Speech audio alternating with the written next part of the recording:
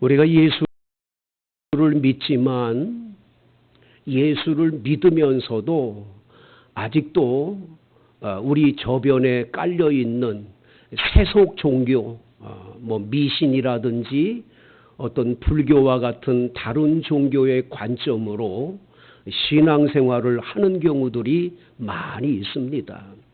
그 중에 하나가 성경을 보는 관점도 자꾸 이렇게 과거의 어떤 미신의 종교나 또 불교의 어떤 거기에 종교에 심취된 나머지 그것이 다 물이 빠져야 되는데 그 관점으로 성경을 읽게 되는 경우들이 많이 있어요. 기독교인의 관점은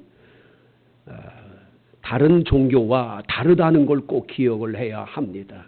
첫 번째가 뭐냐? 하나님은 우리를 죄에 빠져서 그냥 세상에서 망하게 되기를 바라셔서 예수님을 이 땅에 보내신 게 아니라는 거죠.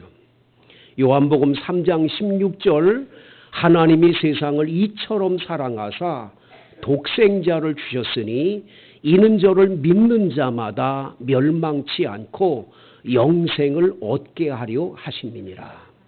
그 다음 절은 이렇게 돼요. 하나님의 아들이 이 땅에 오신 것은 우리를 심판하려고 하심이 아니라 우리를 구원하려 하심이라. 예수님이 이 땅에 오신 목적은 우리를 죄에서 구원하려고 오신 거예요. 저주에서 구원하려고 오신 줄로 믿습니다. 사망에서 생명으로 옮겨주시려고 예수님이 오셨는데 그 예수를 믿으면서도 아직까지도 나는 옛날에 지은 죄가 많아서 복을 못 받는 거야. 나는 과거에 이런 죄가 있기 때문에 하나님이 나를 저주한 거야. 나는 안 돼. 이런 사상이 마음 저변에 그냥 굳건하게 깔려 있는 거예요. 여러분, 그거는 다른 종교에서 말하는 업보라는 거예요. 업보. 옛날에 지은 죄 때문에 내가 이렇게 어렵다. 그건 예수 믿는 종교가 아닌 거예요. 여러분, 하나님은 우리에게 예수님을 보내주셔서 복음을 주신 줄로 믿습니다. 복된 소식을 우리에게 주셨어요.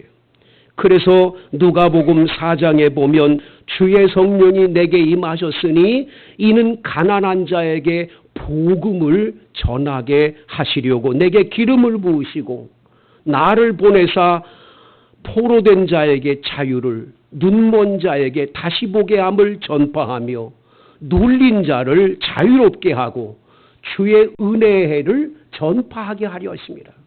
여러분, 예수를 믿을 때 가난에서 벗어나고 여러분들을 억눌리게 만든 모든 곳에서 자유함을 누리게 되고 앞을 못 보는 시각장애인은 보게 하고 병든 자는 치료하시고 은혜 주시려고 예수님 오신 줄로 믿습니다. 우리는 복음을 들었는데 복음을 듣고도 그 예수를 믿으면서도 아직까지도 관념과 생각 속에는 이전의 종교 업보 사상이 들어있는 거죠.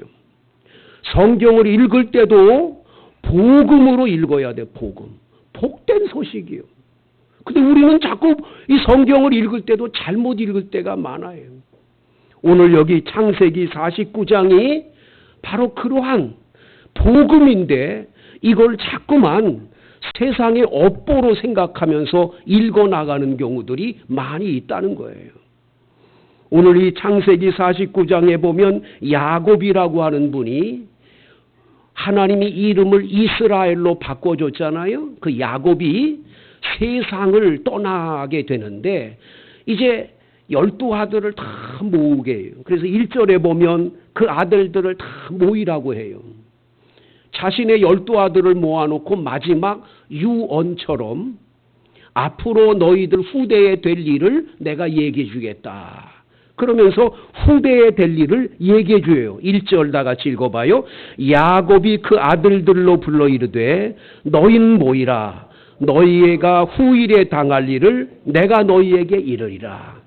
앞으로 될 일을 얘기하는데 여기 후일에 당할 일이라고 하는 후일에 당할 일을 베아 하리트 하야밈이라고 하는 히브리어를 써요. 이 말은 무슨 뜻이냐면 날들의 끝에 이르기까지 그런 뜻이에요. 창세기에 처음 시작이 있고 마지막 요한계시록의 마지막이 있어요. 그래서 기독교는 시작이 있고 창세가 있고 창조가 있고 마지막에 종말, 끝날이 있어요. 말세, 마지막 종말이 있어요. 그래서 우리는 그 마지막 종말까지 이르도록 그래서 예수님 다시 오시는 그날 종말의 날을 우린 기다리고 사는 줄로 믿습니다.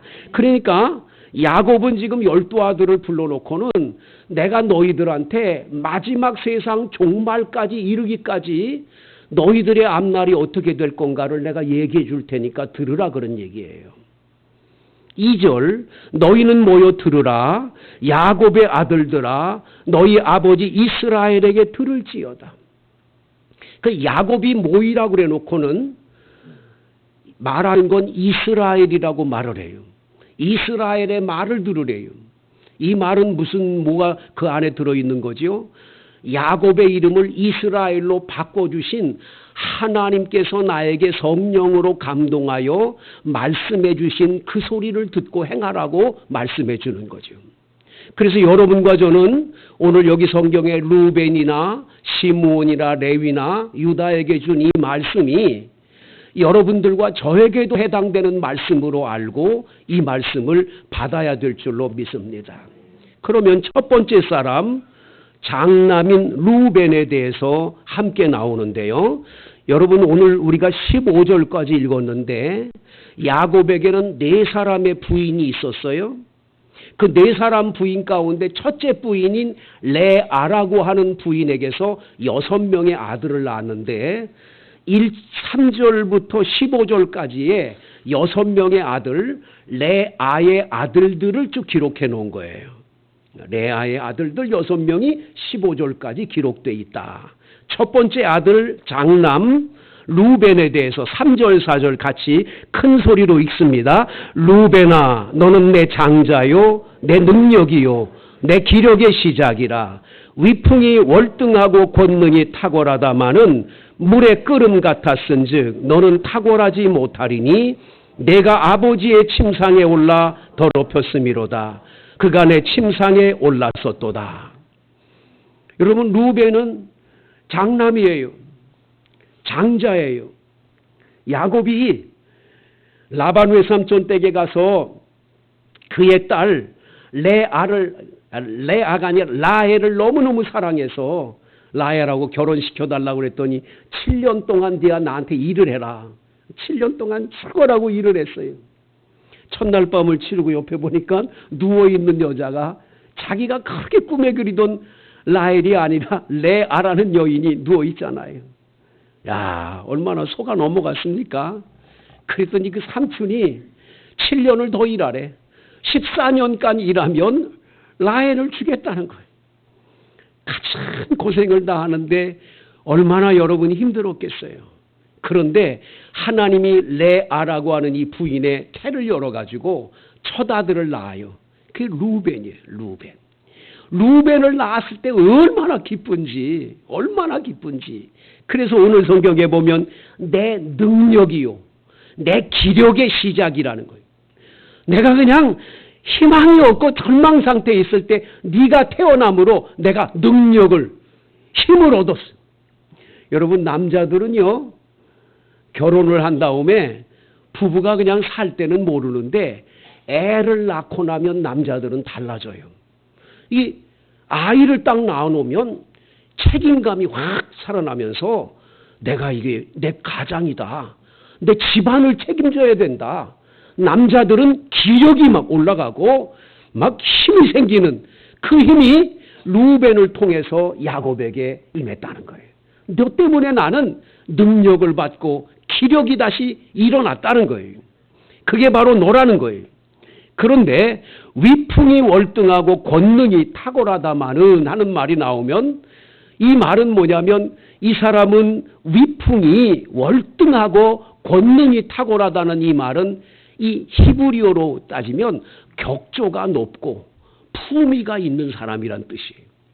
아주 격이 달라. 격조가 높아요. 함부로 대할 수가 없어. 함부로 농담하고 함부로 말할 사람이 아니야. 격이 높아. 격조가 높고 품위가 있는 사람이요. 젠틀한 사람이 함부로 대할 수 있는 사람이 아니라는 거예요. 이게 위풍이 월등하고 권능이 탁월하다는 말이죠. 그런데 오늘 여기 3절 끝에 하다마는이라는 말은 뭡니까? 네가 그렇게 아주 격조가 높고 품위가 있지만은 하는 그 다음 절엔 뭐예요? 부정문이 나오겠죠.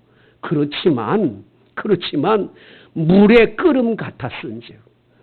이 사람이 물이 끓는 것처럼 이 속에서 이게 막 한마디로 말하면 정력이 막 흘러넘치는 거예요. 막 너무 그냥 강한 거야. 이 끓어넘치는 거예요.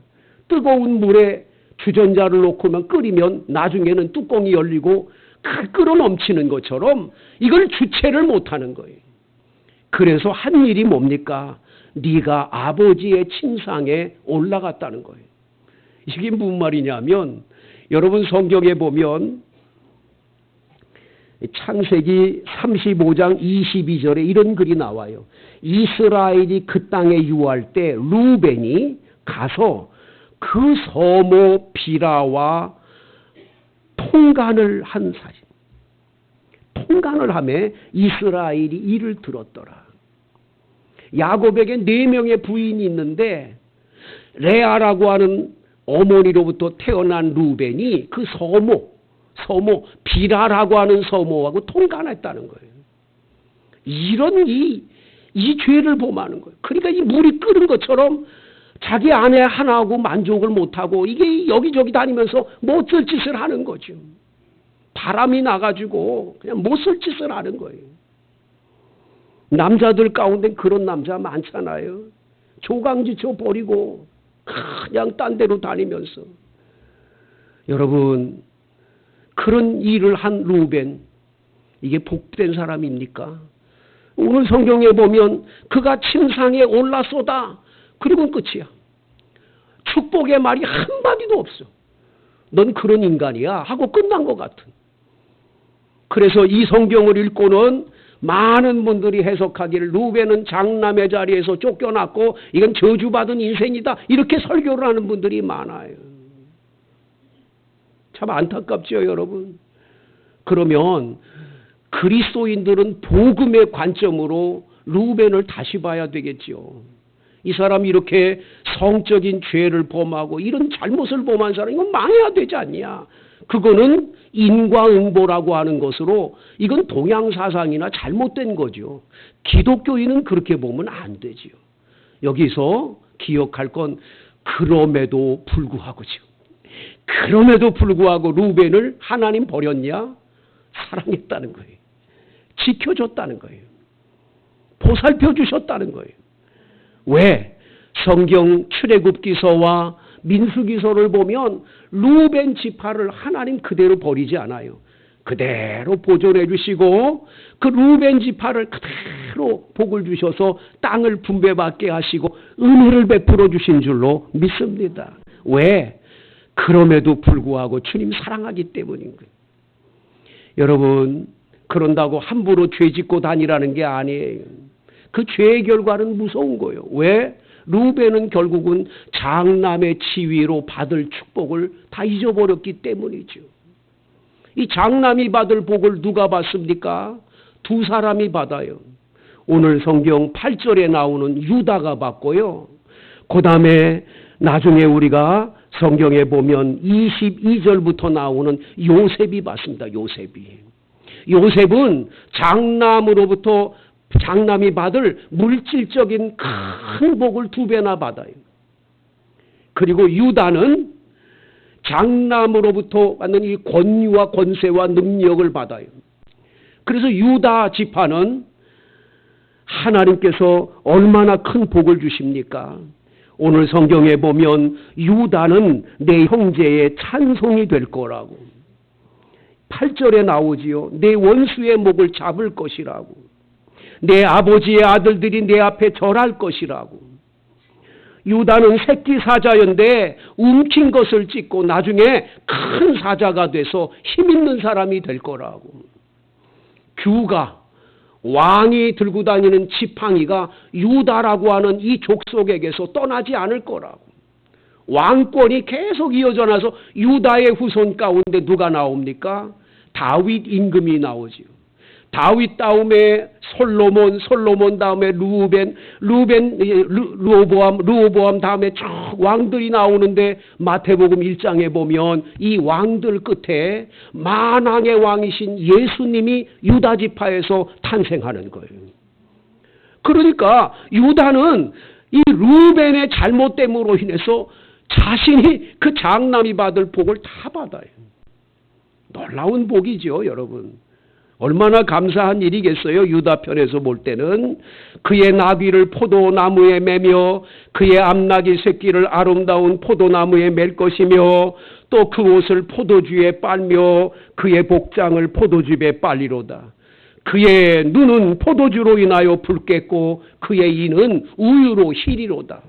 그러니까 뭐 생활에 필요한 모든 것들이 넉넉해지는, 포도를 농사를 져서 풍성하게 거두고 우유가 풍성해진다니까 얼마나 푸른 초장에 그 젖소들이 뛰노는, 그래서 엄청난 복을 받는, 이 유다가 받는 복은 엄청난 것을 보게 되지요. 이걸 받아야 되는데 루벤이 이걸 놓친 거예요. 참 안타깝지요. 그러나 그럼에도 불구하고 이 루벤을 버렸냐? 아니라는 거예요. 루벤을 그래도 버리지 않고 사랑해 주시고 은혜 주신 줄로 믿습니다. 제가 여러 해 전에 30대 되기 전에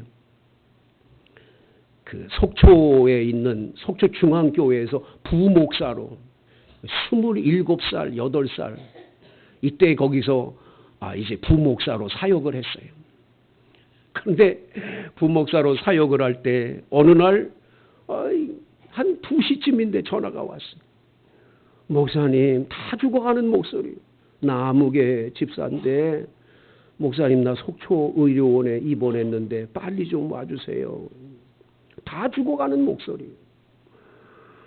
목사는 뭐 밤에 12시든 1시든 부르면 가는 거거든요.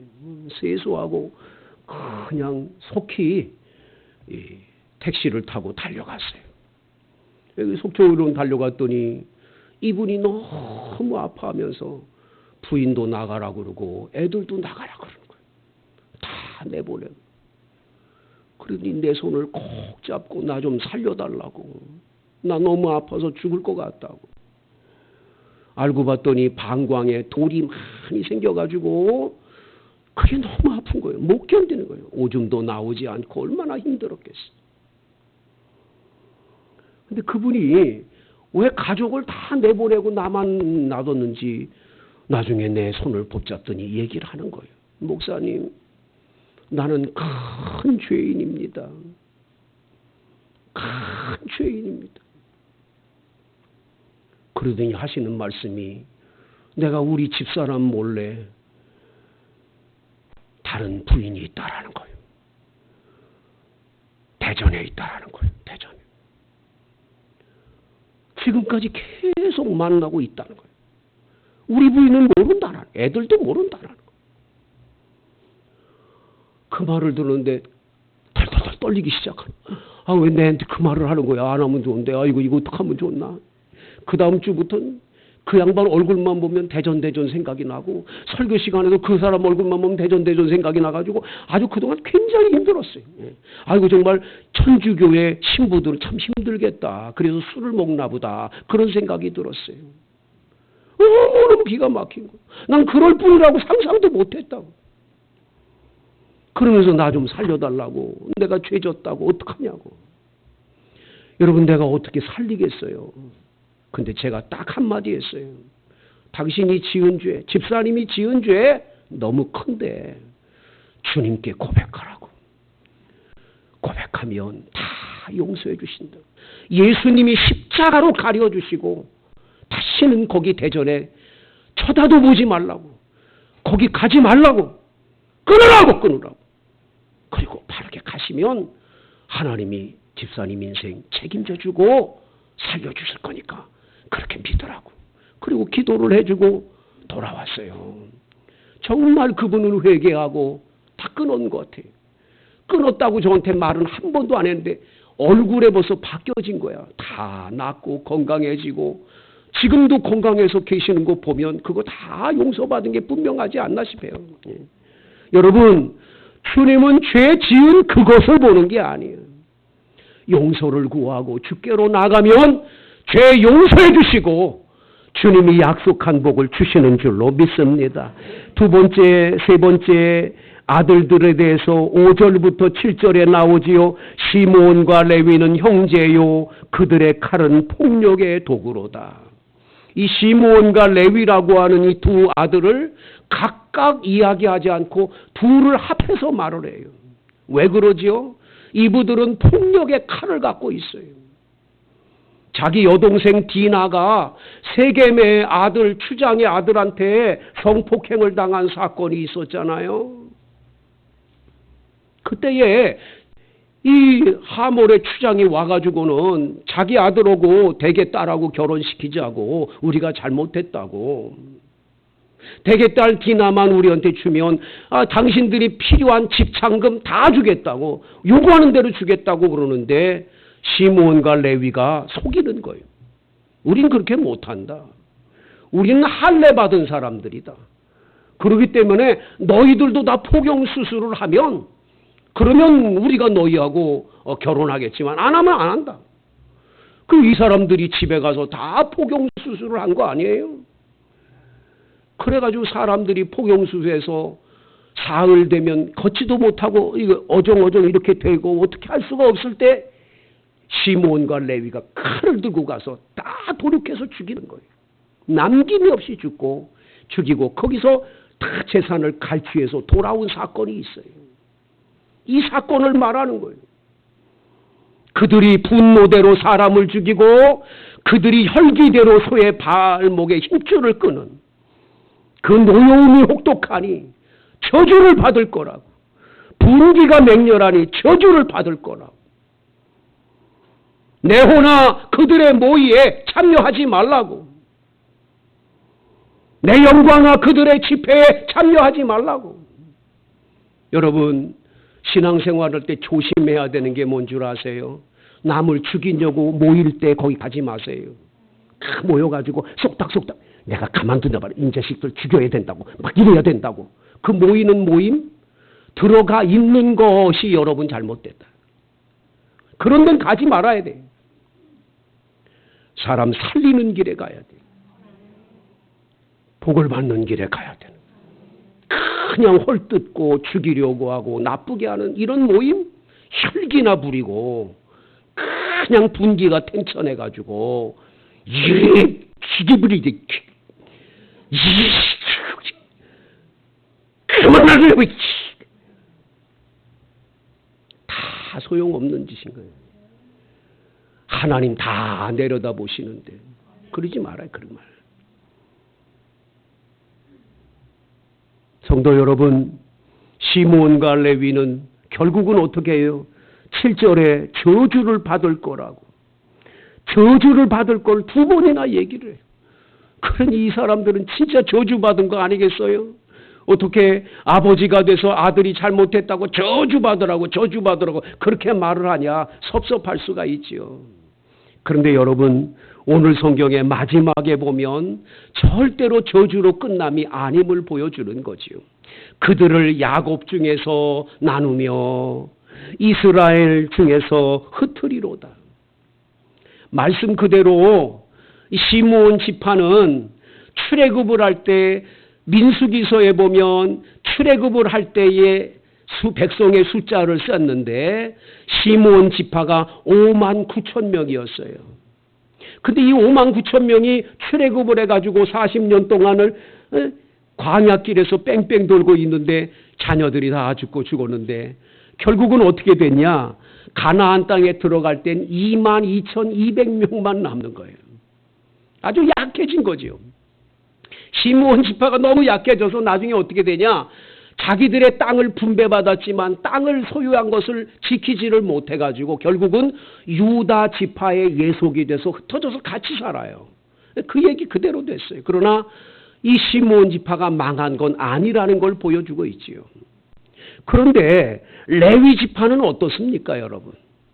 레위 지파에 놀라운 사람들이 나타나는데 그 사람이 누구예요?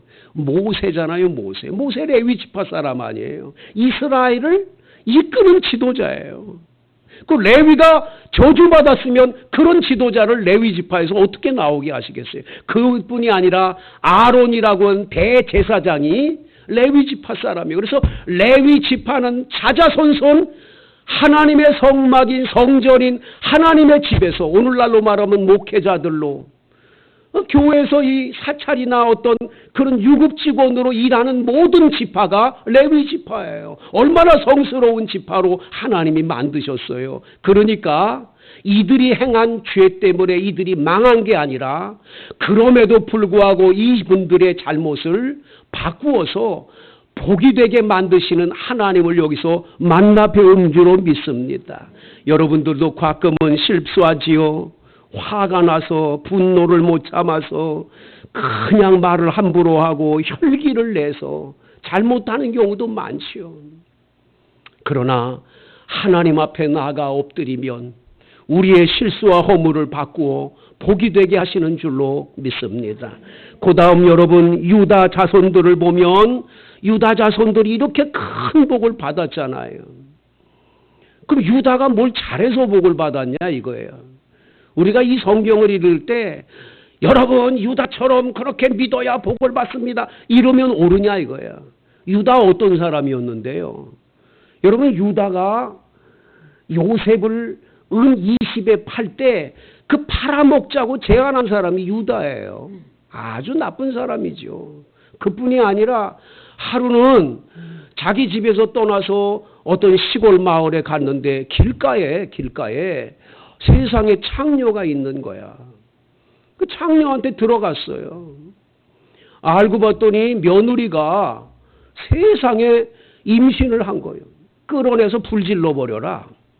그랬더니 이 처녀가 이거 지팡이하고 이 끈하고 이 도장 임자가 나를 이렇게 만들었다고 보니까 세상에 유다가 자기 며느리하고 사이에서 이래가지고 임신이 된 거야.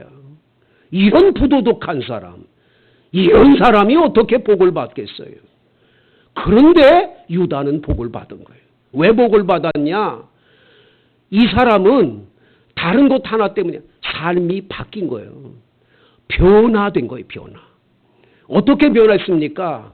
우리가 성경을 읽어보면 베냐민이라고 하는 이 요셉의 동생을 데리고 오라고 그래서 그 요셉이 요구하는 대로 동생을 데리고 왔는데 은잔을 그 자루에 넣어가지고 가다가 은잔을 훔쳐간 사람은 내 종이 된다고 그래가지고 끌려 들어가잖아요. 그때에 유다가 나서서 얘기를 합니다. 이 아이 베냐민이 집으로 돌아가지 않으면 우리 집에 계시는 아버지하고 이 아들하고 생명이 결탁이 돼 있어. 이 아들이 안 가면 아버지는 죽을 겁니다. 그러니 이 아들은 돌려보내줘. 제가 대신 여기서 종살이 하겠습니다. 저를 종살이 삼아주세요. 유다가 바뀐 거야. 변화된 거예요. 여러분 예수 믿는 사람은 날마다 변화해야 될 줄로 믿습니다. 말씀으로 변화되는 거예요. 삶이 변하는 그 변한 사람에게는 하나님의 엄청난 축복이 기다리는 줄로 믿습니다. 변화가 필요한 거죠. 그래서 유다는 복을 받은 겁니다. 13절 14절에 스불론은 해변에 거주할 거라고, 베메는 해변에 있을 거라고, 그 경계가 시돈까지라고. 그래서 지중해 연안의 땅을 스불론은 차지합니다. 이사갈은 양의 우리 사이에 꿇어앉은 건장한 나귀라고, 그는 쉴 곳을 보고 좋게 여기며 토지를 보고 아름답게 여기고 어깨를 내려 짐을 메고 앞제 아래에 섬기리로다. 갈릴리 바다의 가장 옆에 비옥한 땅을 바로 이 이사갈 지파가 차지하게 되는 걸 말해주는 거죠. 여러분 스불론과 이사갈은 그렇게 유명한 사람들이 아니에요. 뭐 특색 있는 어떤 이야기가 성경에 나오질 않아요. 평범한 거죠. 교회에도 이름이 막 높아져서 교회 안에 막 박수 받고 저 아무개 개간한다 사람들로부터 그렇게 칭찬 듣는 사람들이 있는가 반면에 그 별로 그렇게 유명하지 않지만 뒤에서 교회 조용하게 다니는 분이 있어요. 하나님은 그런 사람에게도 반드시 복 주시는 하나님인 줄로 믿습니다. 내가 유명하지 않으니까 난 대단한 사람이 못 되니까 아니요. 평범해도 하나님은 그를 사랑하시고 복 주시는 하나님인 줄로 믿습니다. 여러분 모두가 하나님의 자녀로 큰 복의